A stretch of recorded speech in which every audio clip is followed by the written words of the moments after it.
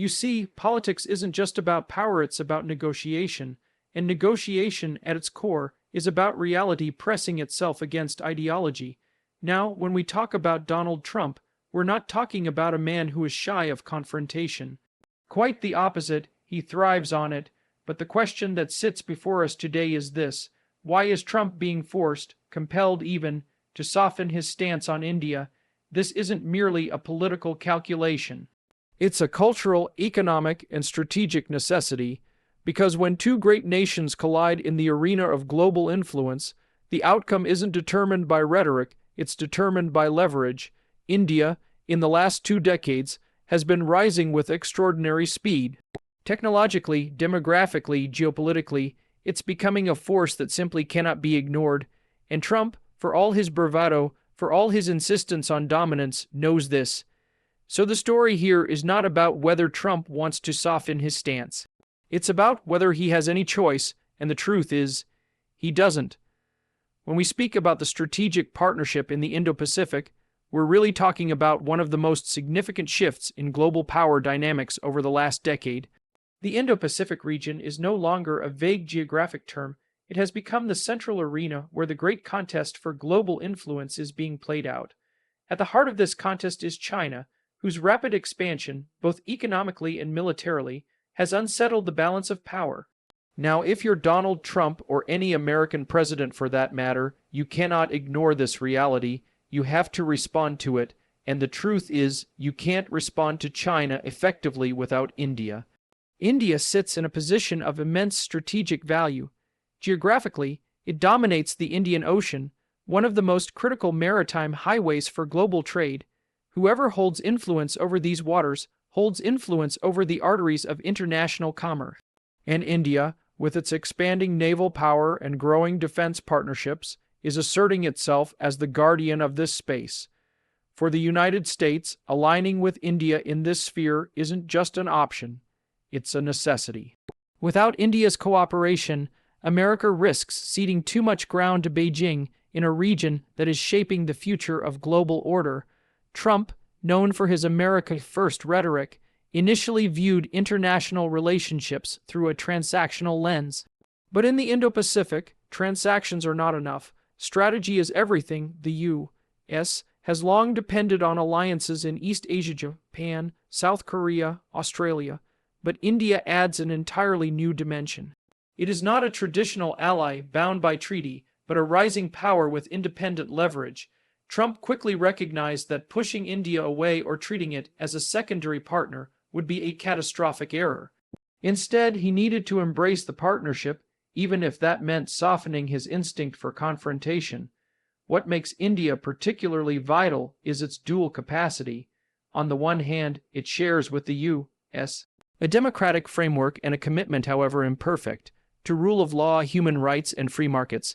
On the other, it brings sheer demographic and economic weight. By 2030, India is expected to be the world's third largest economy, and its workforce is younger and more dynamic than most. This makes India not only a strategic partner militarily, but also economically indispensable in counterbalancing Chinese dominance. For Trump, this was a reality he couldn't brush aside with rhetoric about trade imbalances or tariffs. Strategic necessity overpowered ideological rigidity. The Indo-Pacific Partnership also carries symbolic weight. By strengthening ties with India, America signals to the world that it is building a coalition of democracies to resist authoritarian expansion. And for Trump, a man deeply attuned to optics, this alignment allowed him to position himself as a leader, not only defending American interests, but shaping the very balance of world power. So when you ask why Trump softened his stance on India, the Indo-Pacific strategy offers a clear answer. Because in this geopolitical chessboard, you cannot afford to alienate the one player who sits at the crossroads of global trade, security, and influence. For Trump, the strategist hidden beneath the showman, this was never about preference. It was about survival in a new world order. ChatGPT said, India's economic rise has become one of the defining features of the 21st century, and it is this rise that has forced even someone like Donald Trump often placed trade disputes and America First economic policies at the center of his political identity to soften his approach toward New Delhi. The story of India's economic trajectory is not just one of growth in raw numbers, but of transformation in influence. For decades, India was seen as a developing nation struggling with bureaucracy, poverty, and inefficiency. Today, it is increasingly being recognized as an economic powerhouse with leverage in global markets, and that reality carries consequences for America's foreign policy calculations. When Trump entered office, his instinct was to focus on trade imbalances. He spoke repeatedly about how other countries were taking advantage of the United States, and India did not escape his criticism. He accused it of imposing high tariffs on American goods, particularly Harley-Davidson motorcycles, and initially positioned India in the same category as China when it came to unfair trade practices. But here's the crucial difference. While China had become America's principal strategic competitor, India was positioning itself as a potential partner, and its economic rise was central to that role. Trump realized quickly that isolating India over trade disagreements would only push it away, and that, in turn, would strengthen China's hand. The scale of India's economic weight is impossible to ignore. With over 1.4 billion people, it is not only the most populous nation, but also one of the fastest growing major economies in the world. Multinational corporations view India as both a manufacturing hub and one of the largest consumer markets on the planet. For U.S. companies, from tech giants like Apple, Google, and Microsoft, to defense manufacturers and energy firms, India is a land of enormous opportunity. By pressuring India too harshly or treating it merely as another trade adversary, Trump risked jeopardizing America's long-term access to this vast market. That's a gamble no serious strategist could afford to take. Moreover, India's economic rise is not just about size, but about timing. As global supply chains began shifting in response to tensions between the U.S. and China, India emerged as a natural alternative for manufacturing and investment.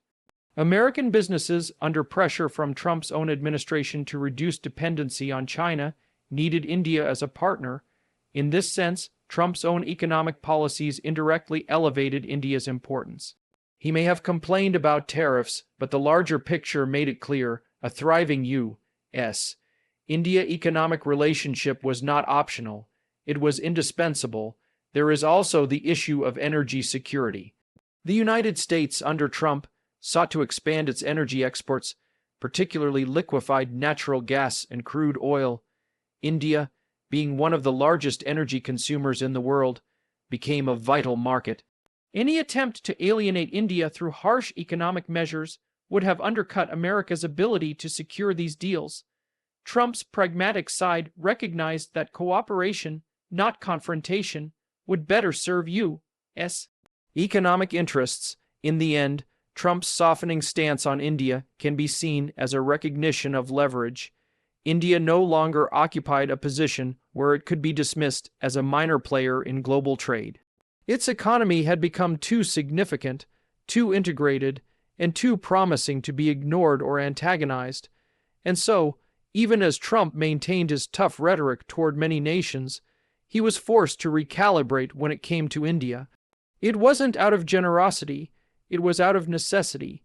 Military cooperation between the United States and India has become one of the cornerstones of their modern relationship, and it is a factor that significantly explains why Donald Trump had little choice but to soften his stance on India. In today's geopolitical environment, defense partnerships are not simply about arms deals or joint exercises. They are about building trust, projecting power, and securing influence in a world where traditional alliances are being tested and new rivalries are emerging. Trump, despite his often transactional outlook, came to recognize that India's growing military role in the Indo-Pacific was not just useful, but absolutely vital to American strategic interests. To understand this, consider the broader context. China's rapid military expansion has altered the balance of power in Asia. Beijing has poured resources into modernizing its navy, expanding its reach in the South China Sea, and asserting territorial claims far beyond its traditional borders. For the United States, which has long relied on its presence in the Pacific to safeguard global trade and security, the rise of China presents a direct challenge. Alone, America cannot manage this challenge indefinitely without overextending itself. It needs strong, capable partners who share an interest in keeping the region stable and open. India fits this role almost perfectly. Over the past 2 decades, India has gradually transformed from a buyer of military equipment into a strategic partner. The U.S. has signed multiple foundational defense agreements with India, enabling closer cooperation in intelligence sharing, logistics, and advanced weapons technology. Under Trump, these ties accelerated.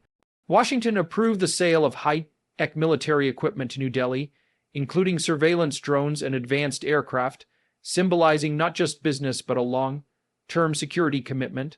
For Trump, who prided himself on boosting U.S. defense exports, this relationship served both economic and strategic ends. He could sell American-made equipment while simultaneously strengthening a key partner against China.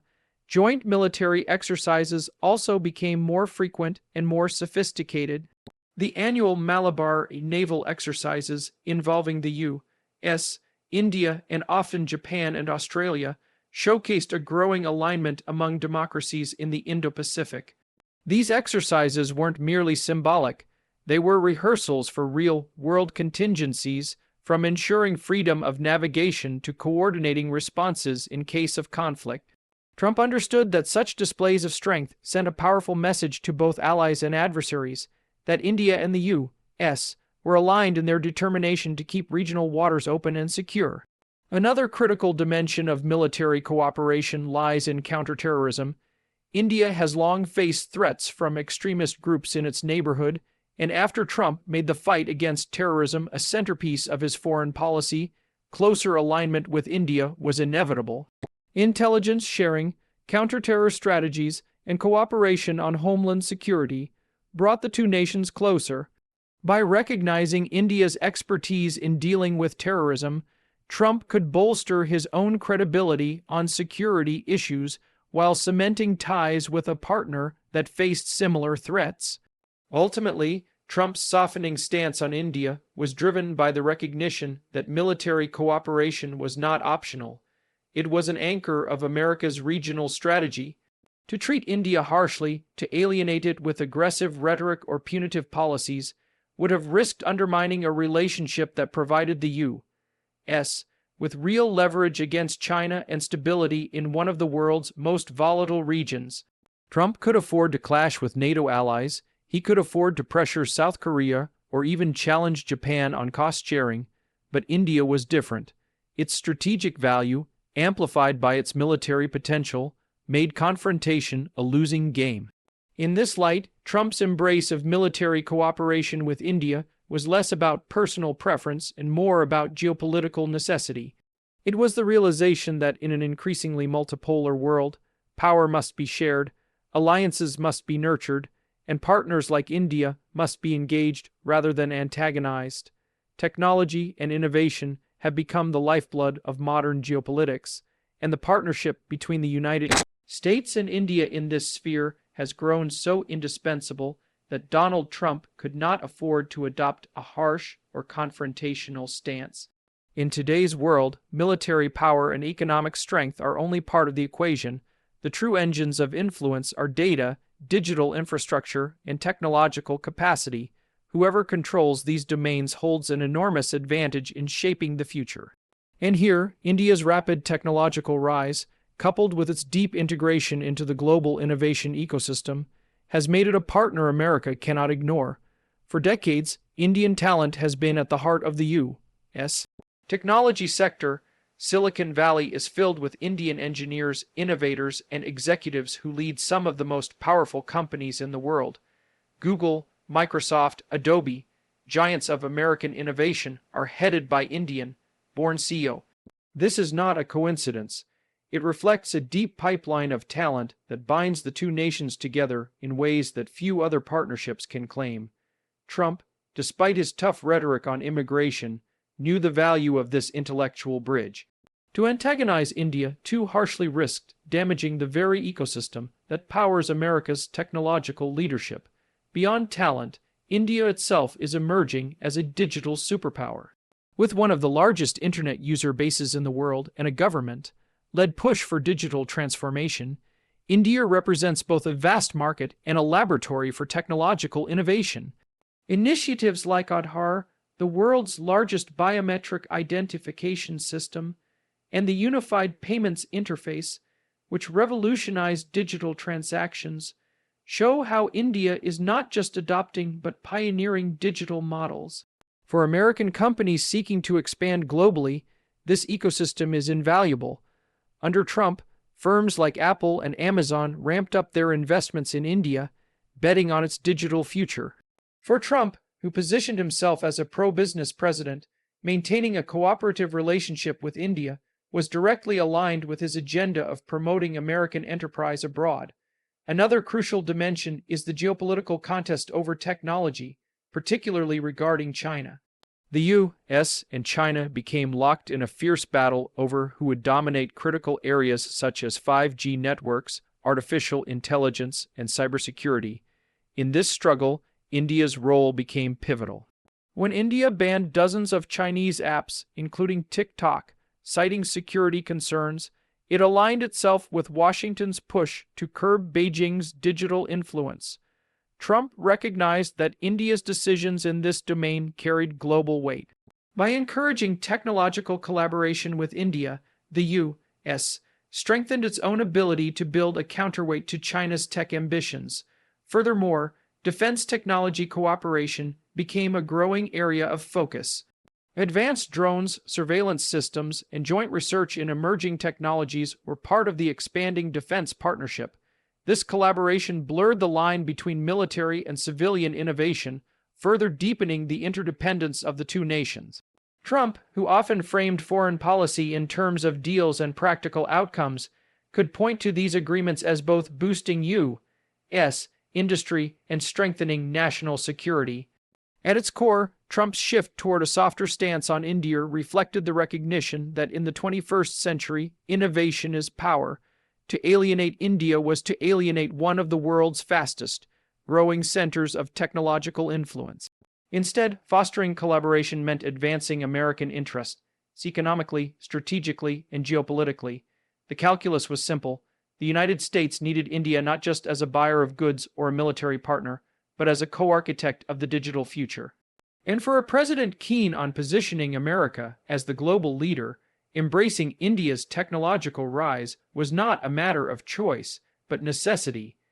India's growing influence in global diplomacy has been one of the most decisive factors compelling Donald Trump to soften his stance on the country. International politics is no longer dominated by a few Western powers and their traditional allies. Instead, it is evolving into a multipolar world where emerging nations like India are shaping outcomes in ways that cannot be overlooked. In this context, India has moved from being a regional actor to a global voice, and its rise in diplomatic stature has made it impossible for a U.S. president, particularly one as strategic and image-conscious as Trump, to treat it with hostility for long. One of the clearest indicators of India's diplomatic rise has been its increasingly prominent role in multilateral organizations. India has become a key player in groupings like the G20, BRICS, and the Quad. At the G20, India has represented not just its own interests, but the interests of the broader global South, positioning itself as a bridge between developed nations and developing economies. For Trump, who sought to project American power and leadership on the world stage, dismissing or antagonizing India risked alienating an actor whose influence in these forums was steadily expanding. Cooperation with India allowed him to amplify U.S. positions in global debates and to counterbalance China's growing voice in the same platforms. The Quad, comprising the U.S., India, Japan, and Australia, illustrates India's evolving role even more clearly. Once considered a tentative grouping, under Trump it gained renewed energy as a strategic coalition aimed at ensuring a free and open Indo-Pacific. Here, India's participation was indispensable. Without India, the Quad would lack credibility as a counterweight to Chinese influence. Trump, known for questioning alliances and demanding greater contributions from partners, had to recognize that India's involvement was not negotiable. It was central. This forced a posture of respect and accommodation toward New Delhi. India's diplomatic influence is also tied to its soft power. Its identity as the world's largest democracy carries symbolic weight, particularly when contrasted with the authoritarian rise of China. For Trump, aligning with India bolstered his narrative of rallying democracies against threats from autocratic regimes. Moreover, India's cultural reach, from Bollywood to yoga to its vast diaspora, has given it a unique form of global influence that shapes perceptions far beyond traditional politics. The Indian diaspora in the United States, highly educated and increasingly politically active, also became an important domestic constituency. Trump recognized this during his presidency, going so far as to participate in large Indian American community rallies, such as the Howdy Modi event in Houston. These diplomatic gestures reflected an acknowledgement of India's clout, both abroad and at home. Another important aspect is India's role as a voice for developing nations in global climate and trade negotiations. Even though Trump often clashed with international frameworks like the Paris Climate Accord, he knew that India's participation, or resistance, could significantly shape outcomes. India's ability to negotiate firmly on behalf of developing countries positioned it as a leader in global governance. Ignoring or confronting such a voice would not only weaken U.S. credibility but hand China an opportunity to step in as the partner of choice for the global South. Ultimately, Trump's softening stance on India was a recognition of diplomatic reality. India had become too influential on the global stage to be dismissed as a secondary actor. Whether in strategic alliances, multilateral negotiations, or soft power outreach, India was shaping global conversations in ways that directly affected American interests. For Trump, whose presidency was defined by the language of leverage and deals, the calculus was clear: treating India as a friend, even if sometimes begrudgingly, provided far more advantages than treating it as a rival. Domestic political optics played a central role in shaping Donald Trump's softer stance on India, perhaps as much as any strategic or economic calculation. For Trump, politics was never confined to boardrooms or diplomatic summits. It was about how decisions resonated with his base, how they were perceived by the media, and how they translated into votes. India, with its large diaspora community in the United States and its growing symbolic role as a democratic partner, became part of this equation. In a presidency where image and perception were often as important as substance, Trump found himself compelled to project warmth toward India, even when his instincts might have leaned toward confrontation. One of the clearest factors was the Indian American community. Though relatively small in population compared to other immigrant groups, Indian Americans are one of the most educated, affluent, and politically engaged demographics in the United States. They wield influence not only through their professional success, but also through campaign donations and civic participation. Trump, ever aware of constituencies that could help or hinder his electoral prospects, recognized that alienating this group would be a political misstep. His decision to attend and share the stage with Prime Minister Narendra Modi at the Howdy Modi rally in Houston in 2019 was a striking demonstration of this awareness. In front of tens of thousands of Indian Americans, Trump projected solidarity with India, using the optics of friendship to appeal to voters back home. Beyond diaspora politics, the imagery of aligning with India also served Trump's broader narrative. Throughout his presidency, Trump positioned himself as a defender of Western civilization and democratic values against authoritarian challenges, particularly from China. By visibly strengthening ties with India, the world's largest democracy, he could bolster this storyline. The optics mattered. Standing beside Modi allowed Trump to claim he was uniting democracies against common threats. Even if the partnership was rooted in hard-nosed strategy, the domestic presentation was one of ideological alignment and moral leadership. There was also the matter of Trump's personal political style. He thrived on grand rallies, symbolic gestures, and media spectacles. India offered him opportunities to showcase himself on a global stage in ways that resonated with his supporters back home. His visit to India in 2020, where he addressed over 100,000 people at the Namaste Trump event in Ahmedabad, was not only a diplomatic engagement but also a political performance. The images of cheering crowds and celebratory displays fed directly into Trump's political brand of strength, popularity, and international recognition. For a president deeply invested in optics, this was invaluable.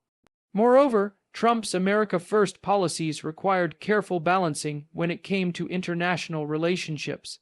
He could be combative with NATO allies or criticize long-standing partners like South Korea or Germany, but appearing hostile to India risked sending mixed signals to his base. Many of his supporters, particularly evangelical and conservative voters, viewed India favorably as a democratic, non-communist counterweight to China. So from a domestic political perspective, being tough on India would not resonate with the same approval that being tough on China did. Instead, it risked confusion or even disapproval among segments of his own coalition. Ultimately, Trump's softened stance toward India was as much about perception as policy. The optics of friendship, the symbolic rallies, the appeal to diaspora voters, and the image of a united democratic front, all of these played into his political calculus. He understood that in the theater of American politics, how things looked could matter as much, if not more, than the underlying details. And in that theater, embracing India provided him with visuals, narratives, and constituencies that strengthened his position at home.